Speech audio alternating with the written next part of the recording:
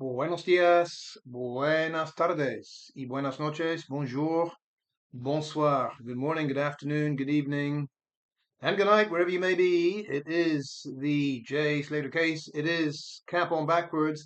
It is plain white background, and that means it is either the Sunday roast, one day delayed, or it is the AG focus, where we choose someone in the accident group who I was going to say who is absolutely deluded, batty, lying charlatan, but I mean, that is the whole group. This is why we have to pick out individuals on occasions and shine the spotlight on their particular idiocy of the week.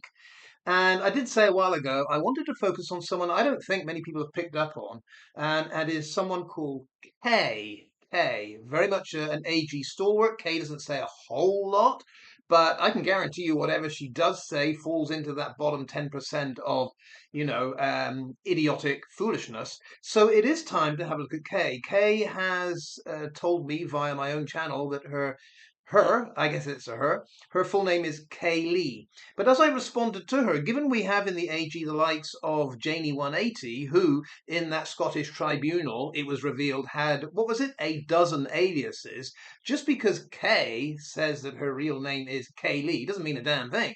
Kayleigh could be Janie. We don't know. We just have to go with the name in front of us. So for simplicity's sake, I think I will refer to Kay as Special K. In that sense, she may well have a kind of connection with a member of Janie's family. So Special K it is. And there were two things I selected, very short, but it gives you an insight into the Special K mentality and, the accident group in general. Now, the first one I wanted to pull up was Kay talking about how we, on this side of the divide, the foul play group, it's something about having a brain full of mush. Now then, let's see if I can retrieve that. Yes, very short, simple sentence. K8500 says they, and they would be, I guess, our group, or my followers, subscribers, contributors, participants, etc., commenters. They've been so indoctrinated by these con artists, their heads have turned to mush.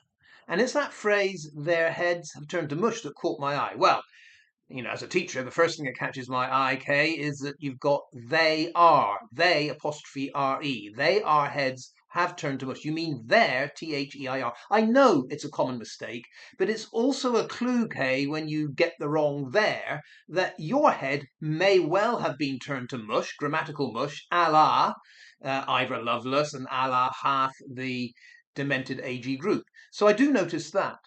But then I notice this, yeah, turned to mush.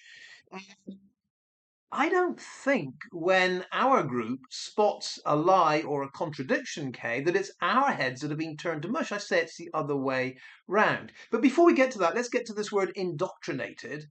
Um, I find it interesting that the whole accident group seems to have dismissed the idea that people that comment on my comments could be independent thinkers. As I say, we have doctors, we have teachers, we have writers, we have all kinds of people in our community. And yet it seems the accident group have decided that every single one, the vast majority, well over half, I mean, we've been told well over half are bots. Well, if Ivor's right that I've just bought a load of bots to fill my channel, then bots don't have brains, do they, Kay? So we see that if you say they have brains of mush, they've been indoctrinated, it already indicates, Kay, you disagree with Ivor. You're saying that these are real people, they're not bots. Ivor lied about that, right? So, step number one, Kay, Ivor, your great prophet, the Lord Lugworm, he must have lied when he said nearly all Smith's subscribers are bots, because a bot can't be indoctrinated and a bot can't have a brain of mush. So already we see Kay and Ivor disagree. Kay is already calling Ivor a liar right there, which is good to know. But I would say that if you actually read the comments of people that comment on my comments on my channel, there is a whole plethora and a wide range of views, opinions, and takes that are there that indicate no one is indoctrinated. If you've ever come across anyone, Kay, or a group of people that have been indoctrinated and have a brain full of mush, you don't get the variety. It's the variety that tells you it's not that way. You don't get the variety of comments and the ways of expression and the whole range of words and vocabulary that are used. You don't get that in a group of people that are indoctrinated. I mean, to go to an absurd length here, if you take a group of Scientologists, a group of Moonies, they do not express themselves in the way my audience do. If you knew anything about this, Kay, you'd realize that what you're saying is nonsense. Just because there is a group of people that are like-minded, and you could take any group like this, Reform voters, Lib Dem voters, Scottish National Party voters, they all see a certain thing or phenomenon in the same way, but it doesn't mean they're all indoctrinated. Now, this K, this is why I call you Special K, is obvious to most people. If it isn't obvious to you, you need to educate yourself and do what I do sometimes, and that is analyze. Look carefully at what people say, how they say it, and what they're trying to say. If you actually took the time to do that, Kay, you'd never come out with this nonsense that they're indoctrinated. But it is interesting to see who agrees with you on this comment, Kay. What I see is Janie and Rosie. Well, well, well. Fancy the dunce from Drum Chapel popping up. And she says, it's like a cult. It isn't. Again, a cult will express themselves with the same voice. A cult is not a group of people that have the same conclusions or the same ideas, but express themselves in 101 different ways. And you will see on my channel, we have lots of disagreements on ways of looking at things. And that is often pointed out. It's like things like, I don't happen to see it that way, or I don't think that makes any sense. All of that is very non-cultish like Janie and Rosie. But yeah, Kay has stumbled upon something which is not true. But now let's examine whose heads may be full of mush. Here's a simple example, Kay. It is not the foul play group, but it is your gang, the accident group, that say Chris Pennington saying that landing a boat on Juan Lopez Beach is simply not possible because you have to moor 500 meters offshore, and by the way, you've got hammerhead sharks. Chris Pennington says that. But he also says he had a plan to land a boat on Juan Lopez Beach to go up the ravine and retrieve Jay's body. Now, both of those statements, Kay, cannot be true. One, at least, must be a lie. One must be a lie. Total fabrication, for whatever reason, made by Chris Pennington. It is a brain full of mush, Kay. That would be your brain that says Chris Pennington must be right and honest and truthful and transparent when he said both those statements. That can only be a brain full of mush that says Chris Pennington saying everything just as it is. It's clearly a lie. One of them is clearly a lie, Kay. It's a brain full of mush that says they're both true. And this is why, Peter Pennington, for example, has a brain full of mush. Peter Pennington has heard his son lie. He's heard those two statements that contradict each other, and therefore one must be a lie. But what is Peter Pennington's reaction to his own son's lies? Peter Pennington's reaction is, oh, my son won medals in Iraq. Doesn't Peter exactly address the nature of the lie, does it? Oh, my son's a good lad. Yeah, both my sons are good lads. Both my sons are really good lads. Doesn't exactly address, does it, Peter, the nature of the fact that one of your sons has told an absolute whopper and cannot own it? So I would say, Kay, that the whole brain full of mush thing can only apply to those that hear and recognize a lie and then turn the other way, cult-like, and say, I never heard that. That, to me, Kay, is the brain full of mush, and it is in your skull, not mine.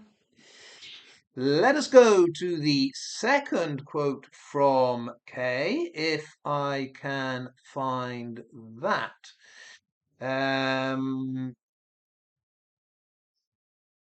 Maybe, maybe not.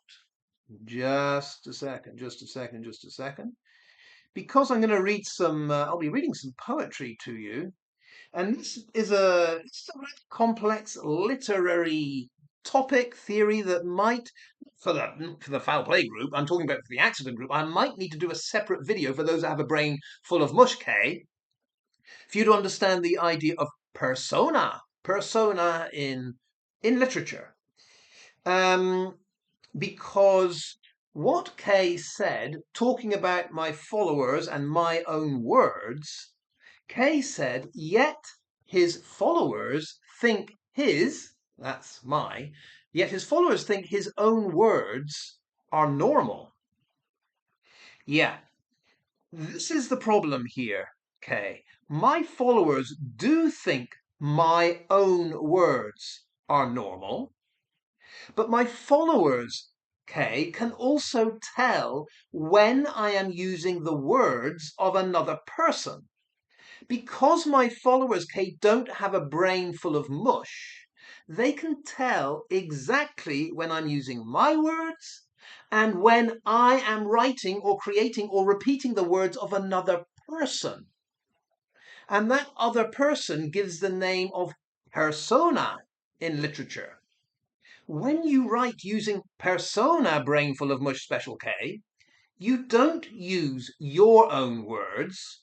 You use the words of another person or another being. Could even be an animal, believe it or not. Yeah, I know the words of an animal. And you present it as if they were your words, but they're not. I'll give you a simple example, and maybe I'll post the link to this special K to this video. It's a poem by a man called Billy Collins from the year of 2012, or at least that is when it's posted. I got this from Facebook, actually. And the poem is called The Revenant. Revenant. Now, the Revenant, if you know anything about language, special K, revenir in French, is to do with coming back. So the very title tells you that maybe the words in this aren't from Billy Collins, that they're coming back, words coming back to him from someone else. Even though, it's so complex for you, Special K, even though Billy Collins is writing these words, they are the words of another being that is coming back. Maybe coming back from the afterlife, from another world.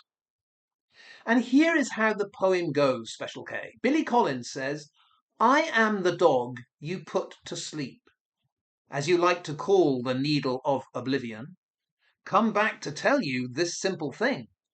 I never liked you. Now, before I go on with the poem, Special K, alarm bells should be ringing in your head, because Billy Collins, the person who is writing this, he's putting the words onto the screen, onto the paper in front of you. Billy Collins is a person. Billy Collins is not a dog, I can assure you. But if you have a brain full of mush, Kay, you might think that because those are Billy Collins's own words, quote, your quote, his own words, then it must be normal to think Billy Collins is a dog. Yeah? Because Billy Collins says, I am the dog you put to sleep. Billy Collins is not a dog. So why is he writing, I am the dog you put to sleep? It's because, Special K, he's using persona. It's just his voice that is repeating the thoughts, the feeling, the expression, the emotion of another being. The dog can't speak, Kay. The dog can't write. So Billy Collins is that medium, that persona that brings us the dog's thoughts. But they're not the thoughts and the words of Billy Collins. Got it? Let's just read on a little bit. Billy Collins says, when I licked your face. Oh, Special K. The poet says, when I licked your face. Oh, so I guess we all believe that Billy Collins is someone using his own words, Special K, own words. That means Billy Collins must lick someone's face. Does it? Really? Or is this persona? When I licked your face, I thought of biting off your nose. When I watched you toweling yourself dry, I wanted to leap and unman you with a snap. I resented the way you moved, your lack of animal grace, the way you would sit in a chair to eat, a napkin on your lap, knife in your hand. Now, you see, let me end it there. You can read the whole poem if you want. Billy Collins, The Revenant. But to me, because I don't have a brain full of mush, Kay, when I read that, I'm pretty sure that is not Billy Collins expressing the thoughts of Billy Collins. I'm pretty sure that's Billy Collins acting as, let's say, the medium.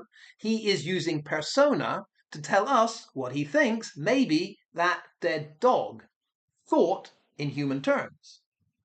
This is rather advanced thinking, I know, Special K, but grasp it. Grasp it with two hands and think that might be at work when a number of people write their own words, but the words are actually coming from a different source other than themselves.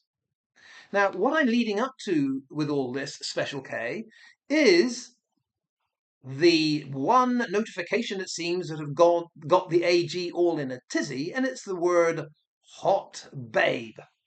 Now, the first step you have to do with those words, is say, is that the thought, the expression, the way of communicating, if you like, of the person that has written those words, or is it a thought that's come from a different source? This is the challenge. Now, if you are 100% convinced, because you've got a brain full of mush and you've never come across the phenomenon of persona, you would have to assume that the person that wrote that is the person that is expressing that idea.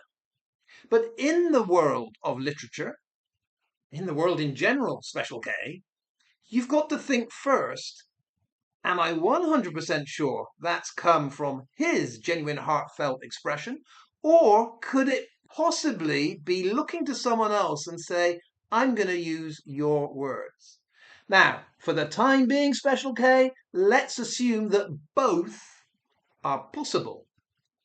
But in a follow-up video, Special K, because I think you have a brain full of mush, I will go through the evidence that indicates it's actually use of persona. And to back it up, I've got an example of persona that Chris Pennington has used.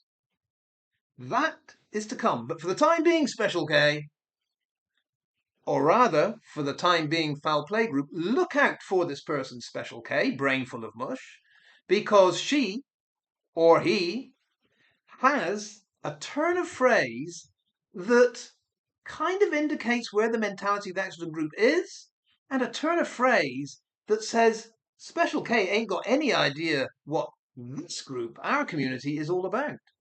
And that's why it's interesting to read, and that's why I want to bring it to your attention every now and then. Let's leave it there. Hasta la vista, hasta más tarde. Oh, last word. Well done, Spain, last night. Not an easy game. It became a lot easier when Argentina finally got a red card. I think most of us were thinking if only the red card had come out in Argentina's very bullying style of play earlier on in the competition. But be that as it may, at least in the final, we didn't have this VAR moment where the result hinged on a controversial decision or anything. And I think it is truthful to say, if you're a football fan, I think it's truthful to say that the best team overall in the tournament, what does Spain concede? One goal in God knows how many games. I think it is true to say the best team overall, yeah, judged by every game they played, triumphed. And I think that's a good thing. But anyway, that's why the Spain shirt is still on, and we will talk more about many things later on. As far as I know, Jan's Views Live is on tonight, Monday night. Last week we missed it. Jan had her car problems. She might still have car problems. I don't know. This is when, I'm not rubbing anything in, Jan or anyone else, this is when it is good to be a bus wanker. You cannot possibly ever have any car problems when you're a bus wanker, right? But poor Jan, I think she's got through that. I think she's set up for tonight, and let's see how it goes. Hasta más tarde then. I will see you later. I hope. Espero. Adios.